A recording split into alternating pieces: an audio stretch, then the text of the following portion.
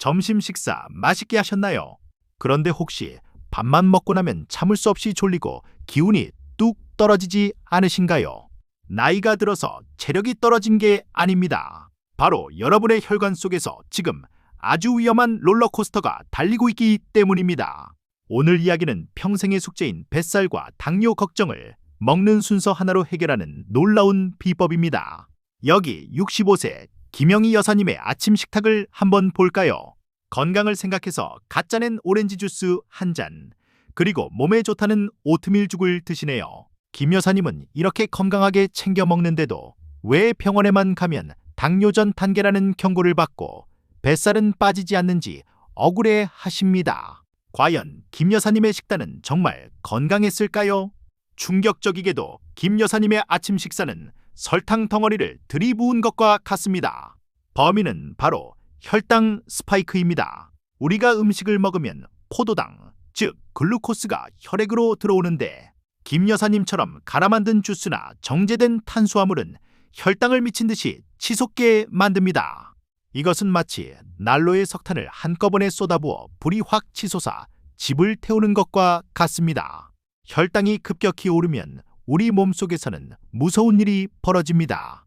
바로 당화 반응입니다. 쉽게 말해 식빵을 토스트기에 넣으면 갈색으로 그을리고 딱딱해지죠. 우리 몸의 세포도 똑같이 설탕에 절여져서 갈색으로 변하고 딱딱해집니다. 이게 바로 주름살이고 이게 바로 노화입니다. 혈당 스파이크가 올 때마다 우리는 조금씩 늙어가고 있었던 겁니다. 그렇다면 밥도 빵도 과일도 다 끊고 살아야 할까요? 아닙니다. 책 글루코스 혁명은 말합니다. 무엇을 먹느냐보다 중요한 것은 먹는 순서라고 말이죠.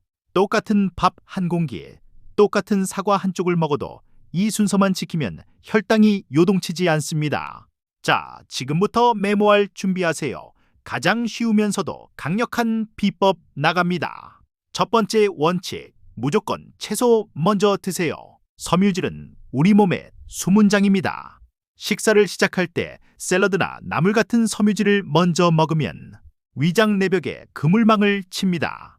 마치 싱크대 거름망처럼 말이죠. 이 그물망은 뒤이어 들어오는 탄수화물과 설탕이 혈액으로 흡수되는 속도를 늦춰줍니다. 밥 먹기 전에 오이 하나, 당근 몇 조각만 씹어 먹어도 결과는 천지 차이입니다. 외우기 쉽게 줄여서 섬단탄이라고 기억하세요. 섬유질, 단백질, 탄수화물 순서입니다. 식당에 가시면 밑반찬으로 나오는 나물이나 샐러드를 가장 먼저 다 드세요. 그 다음 고기나 생선, 두부를 드시고 밥과 국수는 맨 마지막에 드시는 겁니다. 이 순서만 지켜도 식후 혈당이 최대 70%까지 감소한다는 연구 결과가 있습니다. 예를 들어볼까요? 친구분들과 고깃집에 가셨습니다. 보통 고기가 익기도 전에 배고프니까 공기밥에 된장찌개부터 쓱쓱 비벼 드시는 분들 계시죠? 최악입니다. 대신 상추와 깻잎, 파절이를 먼저 한 접시 뚝딱 드세요. 그리고 고기를 실컷 드신 뒤 냉면이나 밥은 마지막에 맛만 본다는 생각으로 조금만 드시는 겁니다. 배부름은 똑같지만 우리 몸의 반응은 하늘과 땅 차이입니다. 두 번째 비법, 아침 식사를 바꿔야 합니다. 아침에 밥맛 없다고 과일, 빵, 시리얼, 미숫가루 드시나요? 공복 상태인 아침은 우리 몸이 인슐린에 가장 민감한 시간입니다. 이때 단 것이 들어오면 하루 종일 혈당 롤러코스터를 타게 됩니다. 아침은 무조건 짭짤하고 고소하게 드세요. 달걀 프라이, 두부 부침, 그릭 요거트 같은 단백질 위주로 말이죠.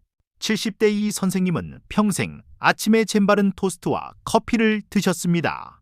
그러다 보니 점심 전에 손이 떨리고 허기가 져서 간식을 찾으셨죠. 그런데 아침을 삶은 달걀 2개와 아보카도로 바꾸고 나서 놀라운 일이 벌어졌습니다. 점심때까지 배가 고프지 않고 오후에 쏟아지던 졸음이 사라진 겁니다.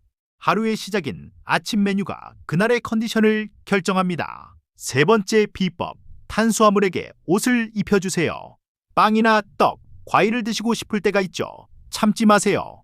대신 맨몸으로 먹지 말라는 겁니다. 탄수화물만 단독으로 먹으면 혈당이 폭발합니다.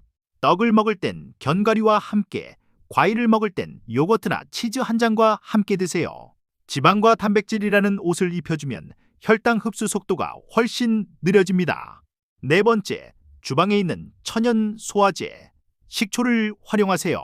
식사 20분 전 물 한 컵에 식초 한 숟가락을 타서 드셔보세요. 시큼한 식초의 아세트산 성분이 우리 근육에게 문을 열라고 신호를 보냅니다. 그러면 우리가 먹은 밥이 피 속을 떠돌지 않고 바로 근육으로 들어가 에너지로 쓰이게 됩니다. 혈당 스파이크를 무려 30%나 줄여주는 기적 같은 물입니다. 단 위장이 약하신 분들은 주의하셔야 합니다. 빈속에 드시면 속이 쓰릴 수 있으니 식사 직후에 드시거나 샐러드 드레싱으로 뿌려 드셔도 효과는 충분합니다. 꼭 비싼 사과, 식초일 필요도 없습니다. 집에 있는 어떤 식초든 괜찮습니다. 다만 설탕이 들어간 식초 음료는 절대 안 됩니다. 순수 식초여야 합니다. 마지막 다섯 번째 비법은 식후 10분 움직이기입니다. 밥 먹고 바로 소파에 누우면 췌장이 비명을 지릅니다. 거창한 운동이 필요 없습니다. 설거지를 하거나 동네 한 바퀴 산책하거나 집안 정리만 해도 충분합니다. 식사 후 1시간 이내에 몸을 움직이면 근육이 밥으로 들어온 포도당을 쏙쏙 빨아들여 사용합니다. 먹은 죄책감을 털어내는 가장 좋은 방법이죠. 자, 정리해볼까요? 첫째, 식사 순서는 채소, 단백질, 탄수화물 순으로. 둘째, 아침은 달지 않게 짭짤하게. 셋째, 탄수화물은 단백질이나 지방과 함께. 넷째, 식전 식초 한 숟가락. 다섯째, 식후에 가볍게 움직이기. 어떠신가요? 돈이 드는 것도 아니고 굶어야 하는 것도 아닙니다. 그저 순서와 습관을 조금만 바꾸면 됩니다. 이 작은 습관들이 모여 여러분의 혈관을 깨끗하게 하고 뱃살을 줄이고 무엇보다 10년 더 젊고 활기찬 인생을 선물해 줄 것입니다. 오늘 저녁 식탁부터 당장 채소를 먼저 집어 드셔 보세요. 몸이 가벼워지는 느낌, 내일 아침 바로 경험하실 수 있을 겁니다. 오늘 영상이 도움이 되셨다면 구독과 좋아요 버튼을 꾹 눌러주세요. 소중한 분들에게도 이 건강 비법을 공유해 주시면 좋겠습니다. 여러분의 건강한 식습관을 응원합니다. 감사합니다.